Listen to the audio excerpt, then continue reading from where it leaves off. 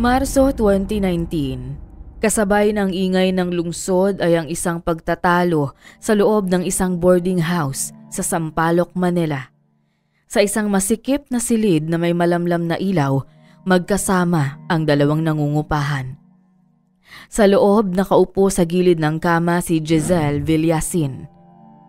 Kilala rin siya sa tawag na Jess ng kanyang mga kaibigan at katrabaho. Hawak ang cellphone ay nanginginig sa galit habang nakabukas ang palitan ng mensahe ng kanyang karelasyon at ng isang banyaga na hindi niya kilala. May larawan ng isang lalaki, maputi, nakahubad, hanggang balikat. Kasunod nito ay larawan ng isang babae na tila nangaakit sa maikli nitong damit at shorts. Siya ay si Nika Bernal, kinakasama ni Jess na isang bisexual o sa mga hindi nakakaalam, siya ay isang babae na nagkakagusto sa kapwa niya babae rin o maging sa lalaki. Sa halos 4 na taong pagsasama ni Jess at Nika, siya na ang sumalo sa lahat. Pagkain, renta, tuition, cellphone, pamasahe at lahat ng luho ni Nika. Sa ngalan ng pagmamahal at pagtitiwala. Ngunit sa gabing yun, tila sumabog sa kanya ang lahat ng inipong pagdududa. Nakaupo si Nika sa kanto ng kama, umiwas ng tingin, umiiyak, humihingi ng tawad. Sa kabila ng sakit at kahihiyan, pinilit ni Jess na manatili. Mahal pa rin niya si Nika at gaya ng ilang ulit na nangyari noon, pinatawad niyang muli ang babaeng minahal niya nang higit pa sa sarili niya. Bumalik sa alaala ni Jess ang unang pagkikita nila noong 2014 sa isang birthday ng office mate. Nagkaroon ng kaunting pag-uusap ang dalawa ngunit hindi niya ito binigyang pansin noon. Sa mga sumunod na araw, nagsimulang mag-message si Nika. Mabait, malambing, madaling kausap. Hanggang isang gabi, nagkwento ito tungkol sa kanyang pamilya. Madalas silang mag-away. Madalas siyang mapagalitan at pakiramdam niya ay hindi siya naiintindihan. Doon na nagsimula ang madalas na pagkikita. Sa kantin, sa labas ng opisina, sa overpass, sa Espanya. Hanggang sa naging sila. At mula noon, pinasa ni Jess ang pangarap nilang dalawa. Bilang isang call center agent, hindi siya mayaman, ngunit marunong siyang mag-ipon. Masipag sa overtime at kaya niyang pagkasyahin ang anumang maliit kung ang kapalit ay ngiti mula kay Nika. Ipinangako ni Nika na pagbubutihin ang pag-aaral, kaya kahit tight sa budget, si Jess ang tumutusto sa matrikula nito. Sinunod ang bawat hiling, iPhone, bagong sapatos, bag at maging ang motor na si Nika rin ang unang gumamit. Sa bawat sahod, halos wala nang matira para sa kanyang sarili. Ang ganitong takbo ng kanilang relasyon ay naging normal na, ngunit lingid sa kaalaman ni Jess ay planado ang lahat ng ito. Kailangan ni Nika ng isang taong makakapitan, isang taong makapagbibigay sa kanya ng kanyang mga pangangailangan, at si Jess ang naging target nito. Nagpatuloy ng ilang taon ang tila pagiging parasito ni Nika. Nakadepende siya kay Jess sa lahat, lalo na sa pinansyal na aspeto, ngunit habang tumatagal ang kanilang pagsasama, may mga pagbabagong unti-unting umuusbong. Simula nung huling bahagi ng 2018, sa tuwing gabi, tila palaging may tinatawagan si Nika. Palaging itinatago ang cellphone. Tumatalikod kapag may katsyat. Sa umpisa, tiniis niya ito. Iniisip niyang baka siya lamang ang nagbibigay ng mali siya at wala naman talagang mali.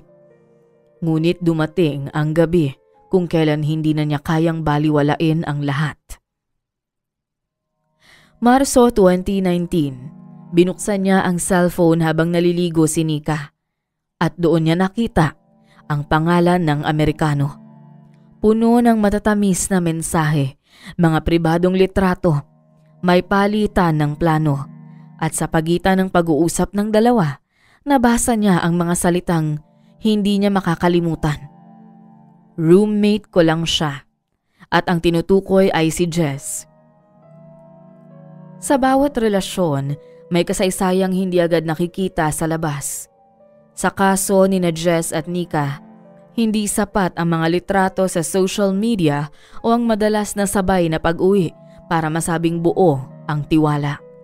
Dahil sa likod ng bawat I love you na binigkas, may mga lihim na nakatakdang mabunyag. Si Nika Bernal ay lumaki sa looban sa Caloocan. Pangalawa sa 4 na magkakapatid. Lumaking walang sariling kwarto, walang sapat na baon, at walang malinaw na direksyon sa buhay. Bata pa lang ay nasanay na siyang mangarap ng magarbong mundo. Madalas siyang nakababad sa cellphone, humahanga sa mga taong may branded na bags, out-of-town vacations at lahat ng uri ng karangyaan. Sa isip niya, hindi sapat ang sipag at tiyaga. Kailangan mong sumugal para umangat. At kung may dapat kang samantalahin, samantalahin mo habang kaya. Taong 2018 nang nakilala niya si Daniel Rivers, isang Amerikano, 32 taong gulang, diborsyado.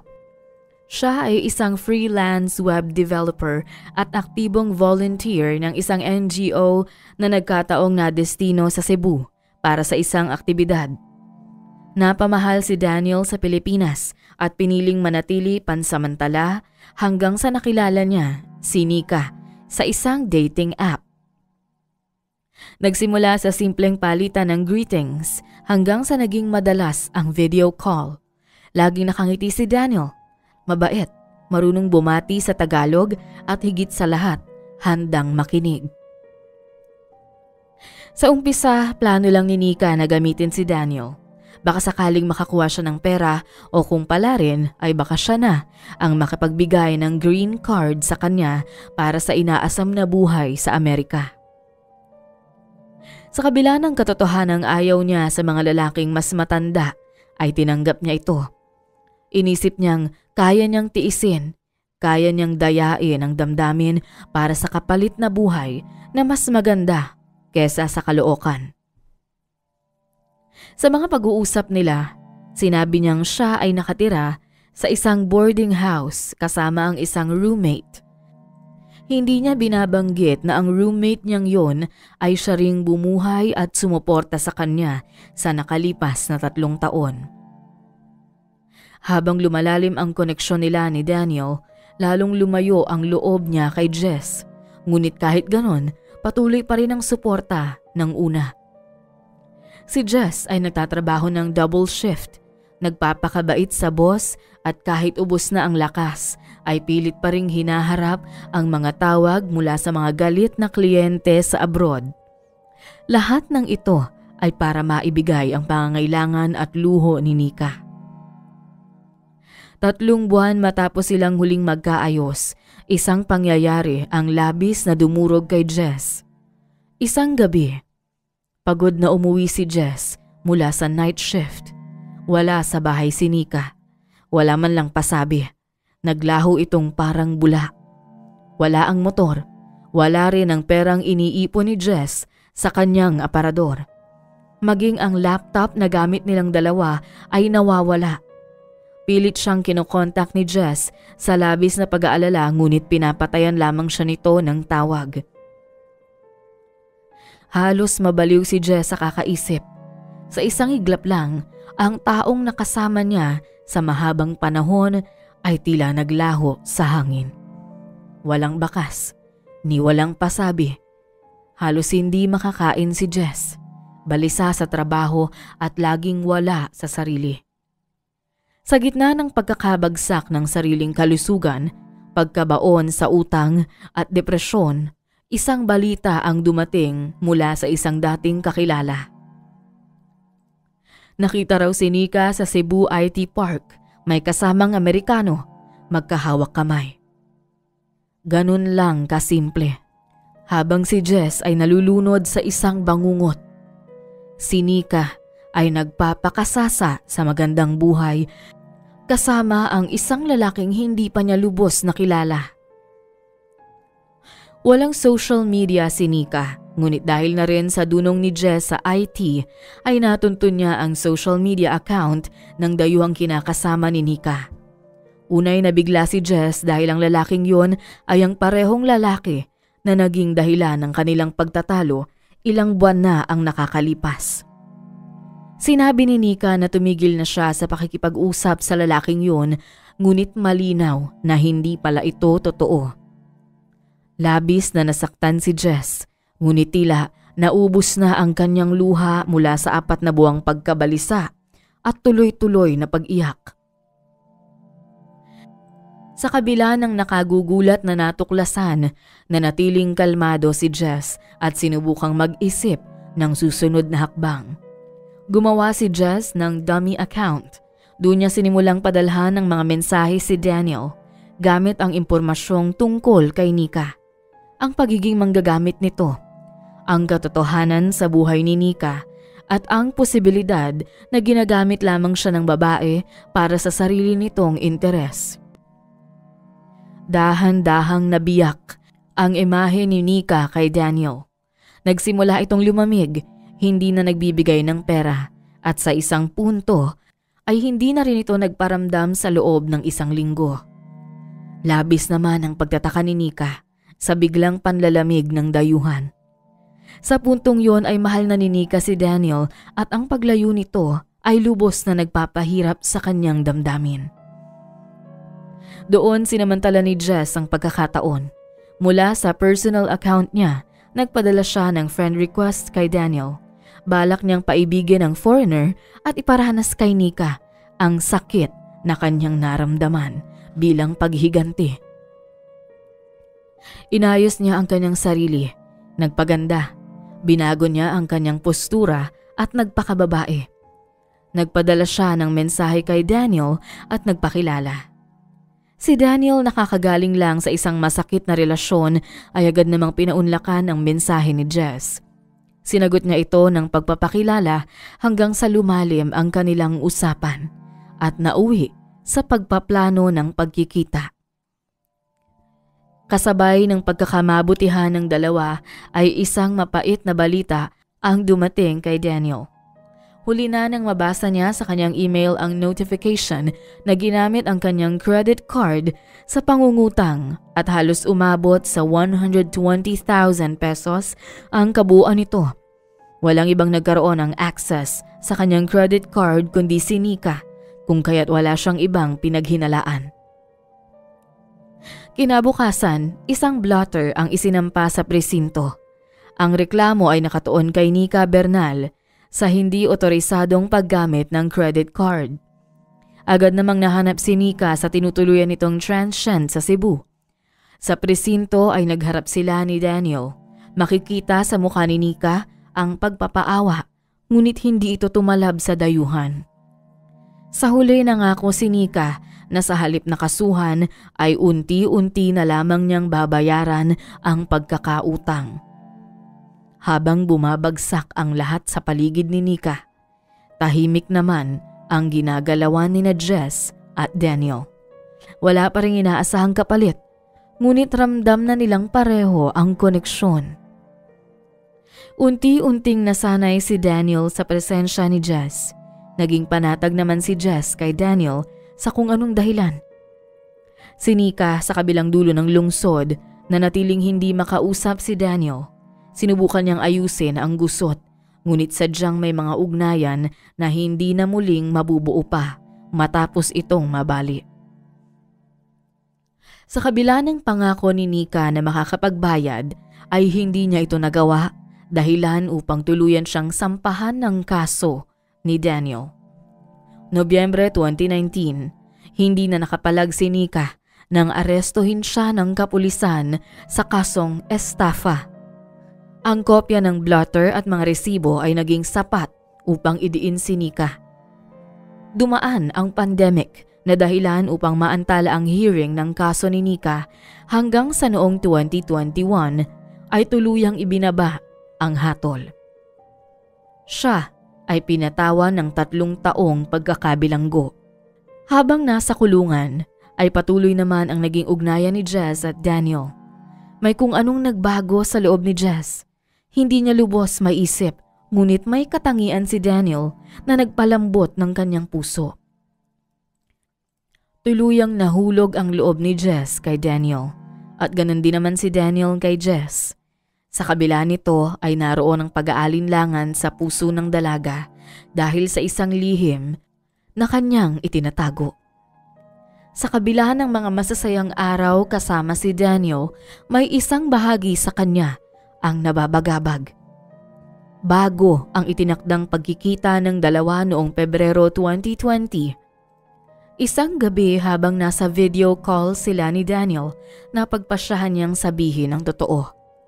Inamin niya ang lahat, ang kanyang kasarian, ang dating relasyon nila ni Nika, ang panloloko sa kanya nito at ang dahilan kung bakit siya lumapit noon kay Daniel. Binanggit din ni Jess na totoo ang kanyang nararamdamang pagmamahal at ito ang nagtulak sa kanya para sabihin ang kanyang lihim.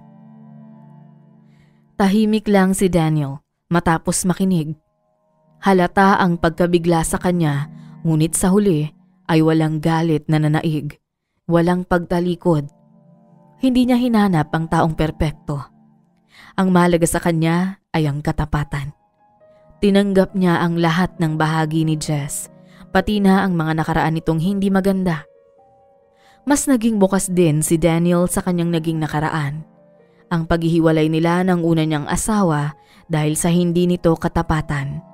Dahil sa pangangaliwa nito kung kaya't humanga si Daniel kay Jess. Simula noon, naging mas magaan ang bawat araw. Wala nang lihim, wala nang pangamba. Ang mga dating sugat ay unti-unti ring naghilom. Makalipas ang ilang taon pagkatapos ng pandemic ay dinala ni Daniel si Jess sa Amerika para doon magpakasal. Taong 2023, sa Lansing, Michigan, ay ipinanganak ni Jess ang panganay nila ni Daniel. Isang batang malusog, maputi, bilugan ang mukha, mamula-mula ang pisngi. Pinangalanan nila itong Ellie. Opisyal nang naging residente si Jess sa Amerika. Matapos ang halos 2 taon ng legal processing, nakuha niya ang green card sa pamamagitan ng spousal petition. Sa tulong ni Daniel, nakahanap siya ng trabaho bilang customer support specialist sa isang healthcare company. Hindi na muling nagkita si Jess at Nika. Nakalaya na si Nika mula sa pagkakabilanggo. Napagsilbihan na niya ang kanyang parusa, ngunit hindi dito natatapos ang kabayaran ng kanyang kasalanan. Nang mabalitaan niya ang pag-iisang dibdib ni Jess at Daniel sa Amerika, ay labis siyang nadurog, kahit na wala naman siyang karapatan. Ang 2 taong naging bahagi ng kanyang buhay, ang 2 taong kapwa niya niloko, ay haharap pala sa altar ng magkasama balang araw. Ang pinangarap na masayang buhay ni Nika ay nakita niya sa larawan ni Daniel at Jess. Wala siyang magawa kundi pagsisihan ang lahat ng kanyang nagawa. Para naman kay Jess, ang lahat ng nangyari sa kanyang buhay ay maaaring paraan ng Diyos para ituwid siya at dalhin sa tamang tao. Ang inakala niyang kasiyahan mula sa kapwa babae ay natagpuan sa isang mapagmahal na dayuhan at sa kanyang napaka-cute na anak na si Ellie. Sa kabila ng masalimuot na nakaraan, hinarap ni Jess ang bagong buhay kung saan hindi niya kailangan pang magbigay ng anumang material na bagay para mahalin. Hindi niya kailangang magmakaawa para pahalagahan at higit sa lahat, hindi niya kailangang itago ang kanyang pagkatao para tanggapin. Natutunan niyang ang tunay na kasiyahan ay magsisimula sa oras na ikaw ay magpakatotoo sa iyong sarili.